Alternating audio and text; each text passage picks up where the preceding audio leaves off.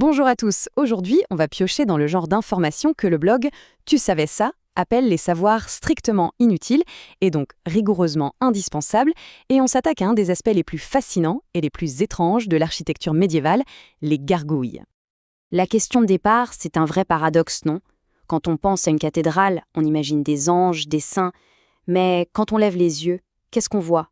Des créatures de pierre monstrueuses, grotesques, parfois même démoniaques. Alors pourquoi la maison de Dieu est-elle gardée par des monstres? C'est ça qu'on va décortiquer ensemble. Alors, avant même de plonger dans le symbolisme, les légendes et tout le côté mystique, il faut commencer par la base. Parce que la toute première raison d'être d'une gargouille, eh bien, elle n'a rien de magique. En fait, elle est incroyablement pragmatique.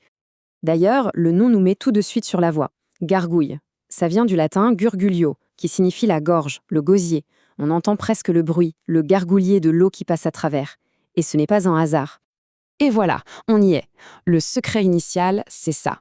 Une gargouille, c'est avant tout un système d'ingénierie. C'est tout bête, c'est un bec verseur. Son but, c'est juste de projeter l'eau de pluie le plus loin possible des murs pour protéger les fondations et éviter que la pierre ne s'abîme.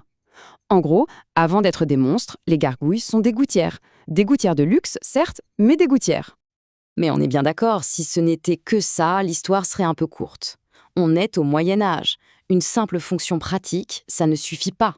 Les bâtisseurs de cathédrales ont vu là une occasion en or de transformer un simple tuyau d'évacuation en un symbole extrêmement puissant.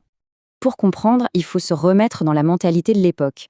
L'intérieur de l'église, c'était un espace sacré, un refuge de lumière, d'ordre, de sainteté. L'extérieur, au contraire, c'était le monde profane, le chaos, le péché, les ténèbres. Du coup, placer ces monstres sur les murs, c'était un message très clair. Le mal reste dehors. Il ne peut pas pénétrer cet espace. Et il y avait un deuxième message, tout aussi important. C'était un avertissement, un rappel constant pour les fidèles qui passaient devant l'église.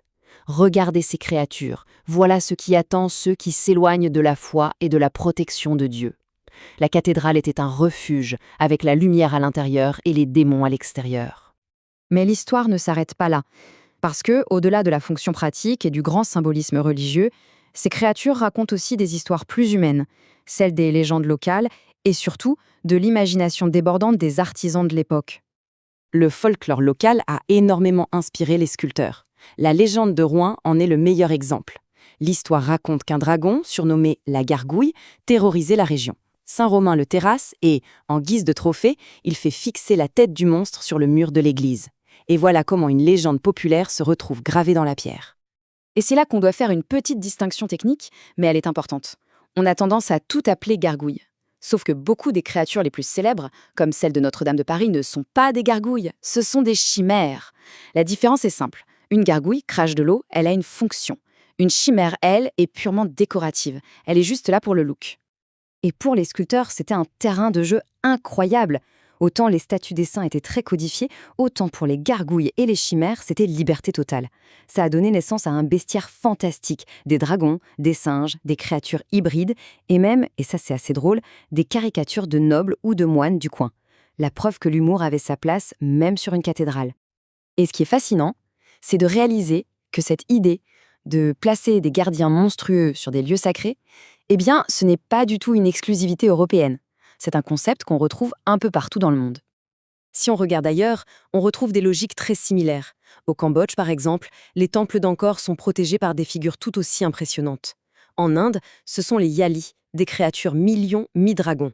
Le but est toujours le même, utiliser le monstrueux pour protéger le sacré et repousser le mal. Cette tradition a aussi évolué avec le temps. D'ailleurs, petit fait surprenant, la plupart des chimères les plus iconiques de Notre-Dame de Paris ne sont même pas médiévales. Non, elles ont été ajoutées au XIXe siècle par l'architecte Viollet-le-Duc. Il a laissé libre cours à son imagination pour recréer une vision très personnelle et fantasmée du Moyen-Âge. Et cet héritage, bien sûr, continue de nous fasciner aujourd'hui. Ces créatures de pierre ont infusé toute notre culture populaire. On les retrouve dans les films de fantasy, les jeux vidéo, et évidemment, elles ont été rendues mondialement célèbres grâce au bossu de Notre-Dame de Disney. Finalement, les gargouilles nous rappellent une chose simple. L'architecture qui nous entoure n'est jamais silencieuse. Elle a toujours des histoires à raconter. Alors la prochaine fois qu'on passe devant une vieille église, un vieux bâtiment, ça vaut le coup de lever la tête. Qui sait, juste au-dessus de nous, des gardiens de pierre ont peut-être encore quelques secrets à nous révéler.